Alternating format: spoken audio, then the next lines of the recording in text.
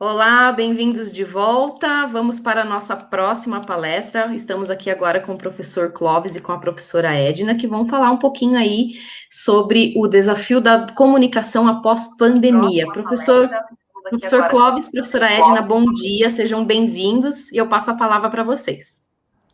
Obrigado, Joyce. Sempre um prazer, né, fazer essa interação contigo. E também já dar as boas-vindas aqui para o pessoal que já está lá no chat, já estão participando com tudo. E também a professora Edna, aqui, que é minha parceira de trabalho sempre, né, em todas as lives. Tudo bem, Edna? Tudo bem, professor. Desejar boas-vindas também para todos que já estão comentando lá, que estão participando aqui dessa maratona com diversos temas, né? Super importante para a formação, discussão, para uma reflexão mesmo. Legal, gente. Então não esqueçam aí de mandar as perguntas. Já estou vendo aqui o Paulo, Diele, fazendo essa interação. Vão entrar aqui ao vivo com a gente também, Daniele, e para participar dessa nossa maratona. Maratona, né? Esse nome eu acho que é bem interessante a gente já começar, né? Já que a gente é da comunicação. Ela também é a questão da corrida, né? De ir atrás dos seus objetivos, de fazer um percurso. Eu acho que tem tudo a ver com a comunicação, com a pós-graduação, continuar o seu percurso, né, como o professor Castanheira colocou ali no início, mas também, se a gente trouxer para o campo da comunicação, tem tudo a ver com maratona de séries, por exemplo, né, que é lá dos grandes streamings, né, que a gente assiste, que também é interessante. Então, tudo isso é conhecimento, né, a gente não pode negar esses conhecimentos aqui também. Um abraço para o professor William, para a professora Oriana também, que acompanharam aqui de manhã, e participem porque a gente está com material muito legal. Eu vou começar compartilhando aqui com vocês, então, essa apresentação, e para a gente pensar um pouquinho qual que é a situação da comunicação nesse cenário atual. Então, né, a gente escolheu como tema aqui os desafios da comunicação pós-pandemia, mas para falar um pouco, a gente precisa entender esse processo que a gente está vivendo neste momento. É um processo de ruptura da comunicação, onde a gente via a comunicação tradicional, né, ainda como boa parte, mas já com spread ali, com uma divisão da verba publicitária e de outros meios para o digital. A gente já via isso acontecer. Mas o que houve nesse momento? Não tinha escolha mais. Ou eu iria para o digital, ou eu ficava preso, né, num modelo de negócios que não era compatível com o cenário atual, o cenário de pandemia. Daí a gente vai entender depois as questões pós-pandemia.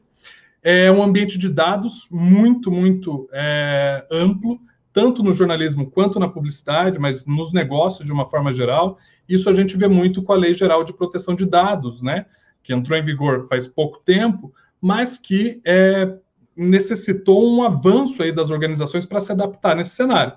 Organizações varejistas e seus clientes, de um dia para a noite, né? Embora a gente, no Brasil, tenha acompanhado um pouco o que acontecia lá fora, mas a gente não se preparou muito para isso.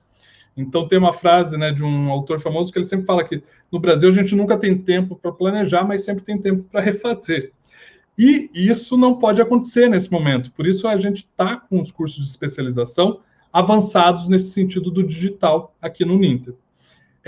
E a sociedade e seus rituais também mudaram, né? Só a gente lembrar do trabalho home office, que a gente tem participado, né? Essa interação que a gente está fazendo aqui agora, os rituais de purificação, né? Com álcool gel. Quem nasceu agora acha que todo lugar é um negocinho de álcool em gel, né? A criança já vai passando a mão ali no hidrante, qualquer outra coisa, no interruptor, tem que tomar cuidado, porque acha que é álcool em gel. Então a gente mudou nossos rituais, né? Valorização das pessoas que estão na nossa volta, comunicação em rede. Então, tudo isso faz nos perguntar qual é o sentido, o novo sentido que a gente vai dar a essa questão pós-pandemia, que é uma pergunta comunicacional, que é uma pergunta semiótica. Qual o sentido de tudo isso? Então, a gente separou 4 temas aqui que a gente vai trabalhar com vocês hoje, que é esse cenário pós-pandemia. Integração online e offline ao mesmo tempo, humanização do atendimento, né, das organizações, marca como parte da sociedade, como que ela pode se incluir, né, nesse contexto, do qual ela não está à parte, ela está aqui, nesse mundo, né, não é um mundo à parte. e comunidades de marca. Então, a gente vai falar um pouquinho, vou passar a palavra agora para a Edna, porque senão eu vou até 12h30 aqui, né? Falei que tem que ser a palestra mais longa nossa. Então, como o professor Clóvis estava falando, desde o ano passado, principalmente, né, com a pandemia, surgiu toda essa necessidade dos consumidores realmente mergulharem nesse mundo online, nesse universo digital. Então, mesmo as pessoas que não tinham muito esse hábito, ou que até não gostavam muito, de certa forma rejeitavam, se viram obrigados a aceitar e a tentar entrar nisso. A gente vê na área da educação, que foi, acho que, a principal mudança, assim. A principal foi no forceps mesmo, né? O professor gosta ou não gosta, ele teve que usar o digital. E para os consumidores também isso aconteceu. E aí, pensando já nessa parte de comunicação, nessa parte de consumo, essa integração entre o online e o offline teve que ocorrer, teve que ser ainda mais marcada, porque não tem como você conquistar, fidelizar, sem você oferecer esse atendimento. E o atendimento tem que ser esse atendimento variado, o atendimento omnichannel, né? Que hoje você não pode simplesmente estar em um canal. Então, você não pode simplesmente distribuir panfletos, por exemplo, na tua empresa ou no teu comércio. Você não pode só estar no Facebook ou no Instagram, você tem que usar diversos canais. Tem até, refletindo aqui sobre o tema, eu estava pensando na entrega de gás, que é uma coisa super simples, e quem é dono de casa ou quem cuida ali da casa sabe. Antes era só aqueles panfletinhos que eles entregavam e a gente acabava pedindo gás ali, normalmente por telefone. Hoje, quando eu vou pedir, já tem o atendimento do WhatsApp, tem o imã que vem junto, tem um brinde que vem junto, tem o carro que tem toda aquela propaganda, o entregador já tem toda a propaganda, tem o local físico, então ele trabalha, tem uma página no Face, tem uma página no Instagram, então ele trabalha com todas essas possibilidades para atender o cliente, para conseguir atingir a maior parte de pessoas possíveis, né? Porque hoje o cliente, o que ele é? Ele é uma pessoa informada, porque quando a gente vai comprar algo, a gente já pesquisou normalmente, né? Ali no digital a gente já consegue pesquisar. Por outro lado, também é uma pessoa que está sempre ocupada, porque agora, ainda mais no home office, a gente tem casa, trabalho, muitas vezes filho, então tem muitas coisas para fazer, estuda junto, então tem essa formação continuada que todo profissional busca e precisa. Então está sempre ocupado, tem que ser uma coisa muito instantânea, tem que ser uma coisa prática também. É imediatista, o consumidor é muito imediatista, e aí eu falo até por mim, né? A gente quer tudo logo e facilitado e rápido. A gente pede quantos dias vai demorar para chegar, a gente tem essa mania, né? Então é muito imediatista, a gente quer aquilo, o nosso desejo tem que ser rápido. É conectado também, porque a gente sempre está olhando as novidades, o que está acontecendo, e de certa forma é infiel, assim, é até uma palavra um pouco pesada a gente falar de fidelidade, mas no consumo a infidelidade é normal, porque normalmente a fidelidade ocorre com, eu acho que é mais comum nessa parte de telefonia, ou banco também, né, nessa parte financeira, mas com as marcas, rola um pouquinho essa infidelidade, porque a gente busca muito mais o conforto, às vezes a aparência, e nessa a gente vai transitando entre as marcas. É difícil você prender, e aí para prender o consumidor, tem que reinventar os paradigmas. Então, principalmente com relação ao atendimento, o consumidor ele tem que estar no centro dessa experiência satisfatória, tem que ser uma experiência única, tem que ser uma experiência personalizada, porque o meu perfil não é o mesmo do professor Clóvis, não é o mesmo da professora Oriana, da professora Joyce, então cada um tem um perfil diferente. E aí, a gente procurando aqui, pesquisando, eu encontrei uma pesquisa que mostrou, e aí nessa eu também me identifico mais uma vez, que para 80% dos consumidores, as marcas que os conhecem melhor ganham sua lealdade. Então, é bem isso, é a marca, de certa forma, saber o que o consumidor precisa. Então, a marca conseguindo oferecer o que o consumidor precisa, o consumidor vai ficar preso àquela marca. Então, essa é uma das vantagens. E 91% dos consumidores preferem conteúdo interativo. Então, vamos voltar lá, que nem eu dei o exemplo do gás. Tem que ter o panfleto? Tem, porque tem as pessoas que normalmente não acessam muitas redes, tem que ter o imã para estar até facilitado ali? Tem. Mas tem coisas, eu até, outro dia, eu brinquei conversando aqui em casa, que ainda tem o carro de som que passa fazendo propaganda, coisa que já é, pensando assim no nosso contexto, já é uma coisa mais antiga, mas ele ainda passa. Só que não significa que vai se prender ao carro de som. Tem o carro de som, tem as redes sociais, tem todos esses conteúdos. E tem que ser um conteúdo interativo e visual. Dificilmente as pessoas vão parar ali nas redes sociais e ler o dito textão, né? A gente prefere ver um vídeo. Então, 60% dos usuários preferem assistir uma transmissão ao vivo, por exemplo, de uma marca, do que ficar lendo um post, um blog, alguma coisa assim. E outro dado que eu coloquei ali, 90% dos consumidores afirmam que os vídeos ajudam a tomar decisões. Por quê? Se for, por exemplo, uma roupa ou um tênis, a gente olhando aquilo, às vezes até vestido em outra pessoa, ajuda a nos convencer que aquilo é bonito, que é bom, que é confortável. Então, muitas vezes o vídeo, essa interação, que não é só um texto, tem que ter a imagem, tem que ter um vídeo, tem que ter um movimento, acaba convencendo também o consumidor. Então, essa é a importância do online e offline. A gente não pode só partir para o digital e esquecer o offline, porque, como eu disse, tem uma diversidade aí no público que consome, né, nos consumidores. E tem coisas que a gente prefere no digital, tem coisas que a gente acaba consumindo pelo tradicional também. E só pegando um pouquinho o gancho da Edna ali, eu acho que eu tenho, assim, participei agora, né, de um exemplo bem importante dessa integração online e offline. Não quer dizer só que a gente vai ter a multicanalidade, digamos assim, né, vai estar em todos os canais presentes. Mas o Omnichannel faz a gente pensar, como a Edna trouxe, a questão do ponto de vista do consumidor, né? Qual que é a melhor opção para esse consumidor? Eu lembro aqui das marcas de fast fashion que tiveram que se reinventar nesse momento e vão continuar após a pandemia. Por quê? Porque o consumidor vai em loja, às vezes não tem o tamanho que ele quer, né? Renner já trabalha assim, C&A já trabalha assim. Você pode solicitar ali na hora para o vendedor, ele pega o tamanho e te entrega em casa sem custo de entrega. Tá? Então você vai provar só na loja ou vai ver lá a opção que você tem, mas não tem no teu tamanho. Então olha que bacana, você vai na loja, faz o contato com o vendedor, e você pode fazer também do teu celular, eles te entregam em casa porque eles não têm na loja, mas você já vai ter participado, né, de um canal que é físico e integrado ao canal digital. Então acho que é bem interessante essa questão. E foi o que o professor falou ali, muitas vezes eles até, quando eu já cheguei na loja procurando um produto, e ela mesmo tira o celular, porque eles possuem, né, o celular corporativo, e mostra, não tem aqui, mas a gente tem essa opção. Então é como se fosse um catálogo complementar àquilo que tem na loja. Então realmente é uma experiência bem diferente, assim, mas bem bacana.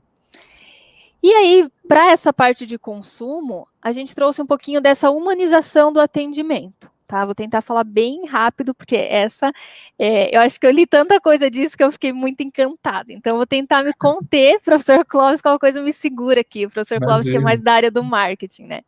Então, no consumo, a gente sempre tem os dois lados, o consumidor e a empresa, né? Que pode ser o vendedor, pode ser um sistema eletrônico, tem vários, a empresa pode ser representada por vários pontos.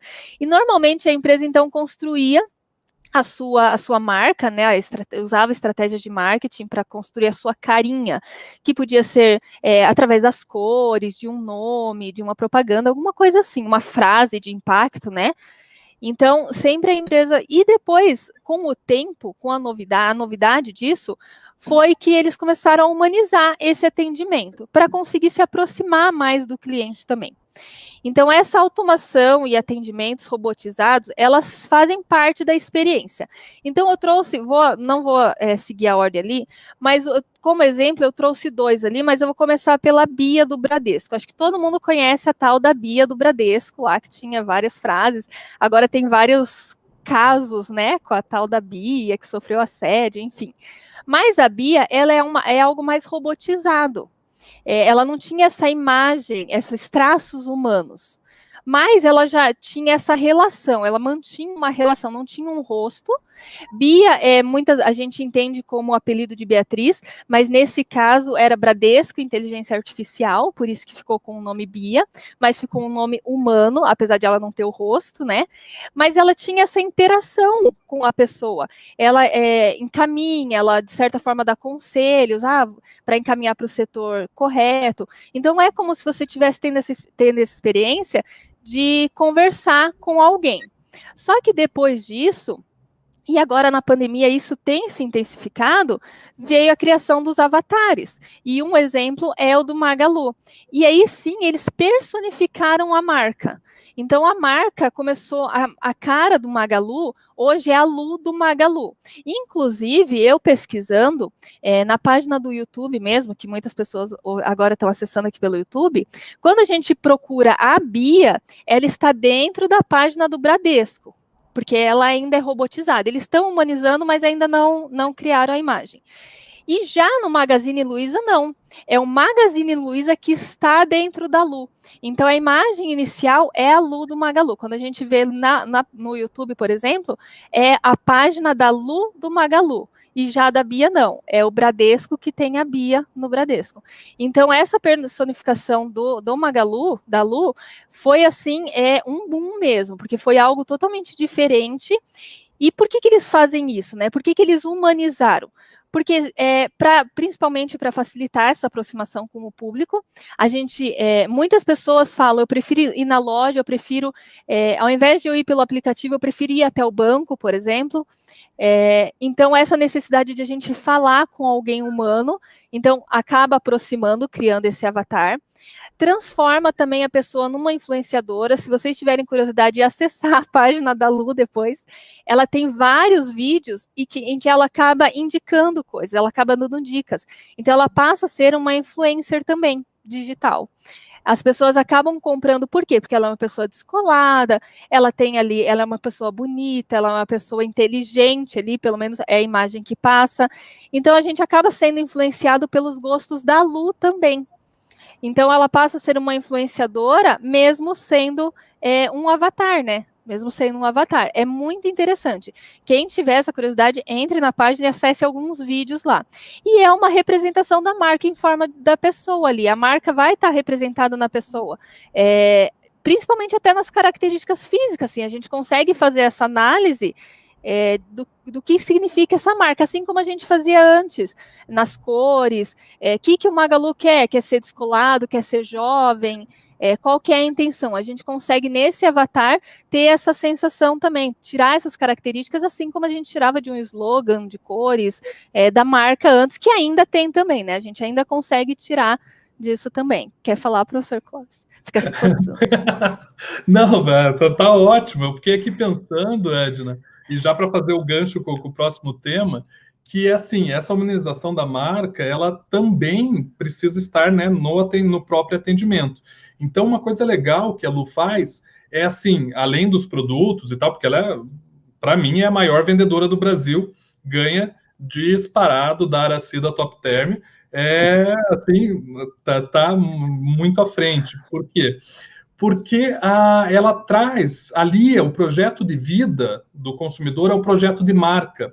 Então, traz soluções. Por exemplo, ela faz programas com tutoriais de ensinar como trocar a foto do Face por um vídeo. Né? Então, o consumidor do Magazine Luiza acha isso interessante, né? E depois ela indica aparelhos celulares, depois ela indica produtos de informática. Então, assim, aliar esse projeto, né, e ter um atendimento onde o consumidor se sinta realmente respeitado, né? Então, não adianta nada você humanizar, trazer, né, um avatar de marca, mas continuar tratando o consumidor, né, como um qualquer, ficar mandando e-mail, enquanto, na verdade, eu prefiro ter o produto aqui em casa. Eu sempre falo muito da Amazon, né? Enquanto as outras lojas estão me mandando vários e-mails, já saiu a nota fiscal, agora tá no caminhão. Eu não quero saber isso, gente. Eu quero o meu produto em casa. A Amazon já chegou, né? Em 2 dias está aqui, enquanto as outras estão mandando e-mail. Então, acho que isso representa bem aí o cenário de humanização, Ed. E outra coisa que você falou de ela sempre trazer um contexto, isso é legal porque nos vídeos dela é como se fosse um dia a dia mesmo. Ela tem uma vida, é muito engraçado que ela tem uma vida. E é bem isso, ela vai, se ela mostra a cozinha dela, ali ela já oferece um produto. Ela mostra como aquele produto funciona bem, como aquilo é importante ter na sua cozinha ou na sua vida e vai ser prático. Então ela tem uma vida, por isso que ela se tornou uma influenciadora, né? A vida dela, na vida dela, ela vai mostrando como fazer e aí ela vai vendendo todos os produtos também da empresa. Sim, e claro que tem uma questão ética, né, envolvida nisso, que a gente discute, inclusive nos cursos, sempre envolvidos aí o avatar, né, porque nessa humanização também a marca tem a possibilidade de errar, então, já que errar é humano e tal, né, tem toda uma discussão ética e também de utilização dos dados, né, por meio de aplicativos que está sendo feita, né, isso é importante a gente frisar aqui também, né.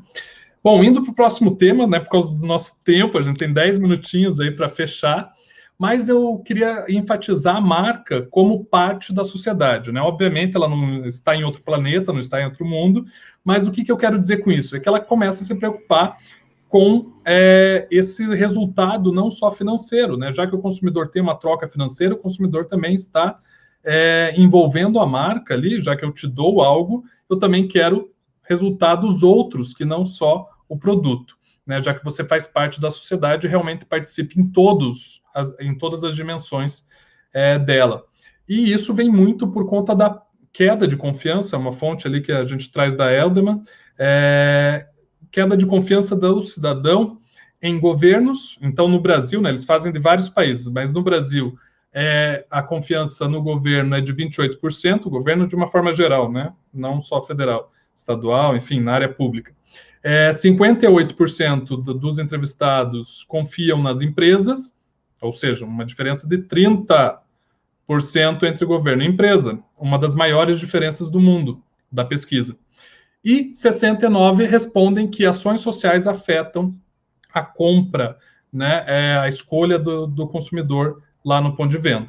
Então, 48% ainda considera mais fácil cobrar das marcas alguma postura social por ter essa troca efetiva e uma proximidade maior do que dos governos. Então, a gente passa por uma crise aí política e de representação que a gente vive, né? Será que não é uma certa inversão de valores também? Mas a marca estando na sociedade, o consumidor está mais vigilante e também busca aí um retorno maior, não só em termos comerciais, né? E a gente viu muito isso na pandemia e tende a seguir pós-pandemia, né? 22% das inserções, esse é o estudo da Ipsos, Vida na Quarentena, 22% das inserções foram realizadas sobre Covid, da publicidade, né? Durante a pandemia. Isso, e 88% dessas inserções não são da área pública, são de anunciantes privados. Então, olha aí as empresas discutindo essa questão. Cuidado também, né? Porque muitas delas pegaram, por exemplo, e fizeram, então tá, agora a gente vende algo que mata 100% das bactérias, incluindo a Covid, né? Então tem um certo oportunismo nesse sentido. Mas outras não, outras se utilizaram também para falar assim, olha, a gente está presente e está fazendo mudanças neste momento para incentivar não só a compra, mas para melhorar a vida. De novo, projeto de vida atrelado a projeto de marca. E isso não só para publicidade, isso avança também para a questão de fake news, por exemplo, né? Para a questão do jornalismo, que a gente vai comentar um pouco. Então, o que muda aí nesse cenário pós-pandêmico? Vigilância do consumidor sobre ações da marca, muito maior, inclusive fazendo o que a gente chama de exposed, ou seja, pegando lá uma mensagem que a marca deixou e falando, olha, agora você fala de cuidar de animais, mas está aqui, você faz teste em animais. Então, toda essa vigilância hoje do consumidor muito maior. Então, tomar cuidado com isso e ter atrelado ao seu projeto, né, ações que realmente sejam não só de comunicação, mas ações da empresa como um todo. Então, práticas socioambientais crescem nesse sentido. Só a gente vê a Natura aí recebendo o prêmio de uma das melhores empresas do mundo, né, em termos de resultados, aliando as práticas socioambientais. Checagem de dados em fake news, então existe uma vigilância, as agências de fact-checking, né, fake news cresceu muito por conta do digital, e aí fazendo esse rastreamento, porque com o rastreamento também segue-se o dinheiro, né? É uma estrutura para fake news. Diminuição de renda e novos produtos, ou seja, pensar novos produtos nesse cenário de diminuição de renda também vai ser interessante. Transparência de informação e objetividade, ou seja, o consumidor quer encontrar essa informação de uma forma muito assertiva e transparente, né? Não só da área pública, mas também das empresas. Exemplos disso, Estadão Verifica, que ele traz lá se é fake ou não, direto no Instagram dele, já traz lá ali nos stories, se é fake, se não é, como que foi denunciado, como que eles avaliaram isso, fizeram essa checagem. A cultura de cancelamentos, que a gente vê muito presente, né, hoje em dia, então, se não é em acordo com aquilo que eu estou pensando, eu vou lá e cancelo a marca, cancelo o influenciador, e assim vai. Que tem uma coisa negativa também, né, porque não abre para discussão. E aí eu trouxe aqui o exemplo da Think Eva, que é uma consultoria especializada em ações de gênero, ou seja, vai sustentar ali a mudança, por exemplo, organizacional, para ter maior diversidade na empresa, ações de comunicação na área de gênero, tá? Bom, e falando do nosso último tema, antes da gente encerrar, né, vou passar rapidamente aqui para dar tempo ainda de fazer uma interação um pouco maior, são as comunidades de marca. Então, o digital tem crescido muito, né? Se a gente pegar ali o Facebook, que ainda é a maior rede utilizada no Brasil, seguida pelo Instagram e o Twitter, né? Ainda tem LinkedIn, Pinterest, mas eu queria acionar aqui os vídeos mais acessados no YouTube, por exemplo, né? São em temas ali ligados ao futebol, lives, né, durante a pandemia, com inclusão das marcas, inclusive, e entretenimento. Então, se a gente for pegar ali quais tiveram maior número de inscrições, né, a gente vai ver uma cultura jovem muito ligada ali à lounge, né? Questão do conhecimento rápido, drop de conhecimento, do você sabia, e assim por diante. Então, 44%, né, pesquisou uma marca pela primeira vez no YouTube. Então, a gente vê aí que tem gente que ingressou nesse mundo digital agora, né? E vários deles a gente chama de surfista prateado, porque são pessoas de mais idade que estão ingressando e não vão se desconectar. Então, isso abriu uma possibilidade gigante para a gestão não estar só na organização, ser negociada com o consumidor nessas comunidades de marca. O que ele quer, o que ele busca, como que ele busca, quais os comentários que faz, né? Por meio de Business Intelligence, a gente consegue captar essas informações e transformar em conhecimento, né? Cocriação, incentivo de grupos. Trouxe aqui o exemplo de Adidas Runners, né? Se a gente está falando de maratona, olha que legal. Muita gente participa desses grupos, e isso gera conhecimento para a marca, gera conhecimento social, né? Creators Club, que eles fazem experimentos com produtos específicos para esses grupos, e também na periferia, que foi criado o Get Run Crew. Esse grupo só de pessoas que participam de eventos de maratona, por exemplo, na periferia. Então, a cultura popular é muito presente no audiovisual. Então, planejamento de vídeos, conteúdo audiovisual, narrativas que façam sentido para o consumidor são importantes nesse momento. Isso vai depender de análise de dados, né, e mídias sociais e relacionamentos, coisas que a gente traz nos nossos cursos, né? E é isso que eu queria fechar aqui, aproveitando um pouquinho, com as opções de cursos que a gente tem. Você pode entrar no Pós-Uninter Comunicação, lá no Instagram, também no Facebook, e acessar lá uninter.com/pós-graduação EAD para visualizar os nossos cursos. Então, tem produção audiovisual, tem gestão de empresas de radiodifusão, né, que a gente está agora, recentemente, reformulando o curso, planejamento de comunicação integrada, gestão de mídias digitais, e percebam que o digital ele atravessa os nossos cursos, né? E também, em breve, em junho, a gente vai ter mais 2 novos cursos, que é jornalismo em base de dados, trabalhando aí a questão de mineração de dados, de raspagens desses dados, fact-checking, redação web, e também negócios em jornalismo regional, como você montar um modelo de negócios para atuar regionalmente. Edna, como estamos aí? Não, a gente teve vários comentários aqui, foi passando ali, a professora Joyce foi passando, mas falando até, as marcas estão vendendo bastante essa ideia de imunidade, com esse benefício que o professor falou, né, que agora tudo eles usam isso, então as marcas, até aquelas propagandas de vitamina, alguém citou aqui, sempre tem isso, vitamina sempre foi boa, mas agora ainda ajuda a se proteger, então eles realmente trazem isso, que foi o exemplo que o professor mencionou aqui. Legal, e destacando aí também a questão, né, por exemplo, ali, né, meu vídeo é sobre Zacarias e Trapalhão, então, assim, a questão do entretenimento, né, e da cultura popular muito presente, né, o consumidor não quer comprar o produto em si, mas quer uma ideia, né, a gente cada vez mais tem desmaterializado, né, a gente fala de uma despublicitarização, ou seja, a publicidade tradicional, mas a publicidade está onde hoje? Está nas lives, né, está no nosso dia a dia, está nas experiências de consumo, então ela foi para outros lugares. Se a gente lembrar de publicidade infantil, que é proibido hoje em TV aberta, né? Mas a gente tem a questão do YouTube com unboxing bombando. Então também os limites éticos aí dessas atuações. A professora Joyce já está aqui com a gente também, né? Não queria falar porque a gente, se deixar, a gente vai falando o dia inteiro aqui, faz uma maratona de comunicação, né, Joyce? É verdade, mas é assim, é o momento mais triste, né, que eu tenho que entrar para realmente anunciar aí o fim da fala de vocês, que é muito interessante, muitas participações, então já gostaria de agradecer a participação de todos aí, de vários polos, diferentes cursos, enfim, a todos que estão nos assistindo, principalmente a professora Clóvis e a professora Edna pela fala muito interessante, até gostaria de ressaltar a questão do top term, né, que o professor Clóvis colocou, a Iraci do top term, a nossa ícone aí, né, desde nossa, muito tempo, então eu confesso que quando eu escutei você falar, eu lembrei da Iraci, e falei, nossa, esse é um exemplo, né, que mais está sendo superada a Iraci. Professores, obrigada pela participação de vocês, por todos que participaram, né, infelizmente o nosso tempo é curto, poderia ser maior, né, professora Edna, 1 hora, acho que seria mais ideal aí para cada professor, né, diante de temas tão interessantes. Mas eu encerro, então, com vocês e agradeço muitíssimo a participação de vocês. E vocês que estão nos acompanhando, continue com a gente. Em seguida, temos uma próxima palestra. Até lá. Até, obrigado. Tchau, até mais.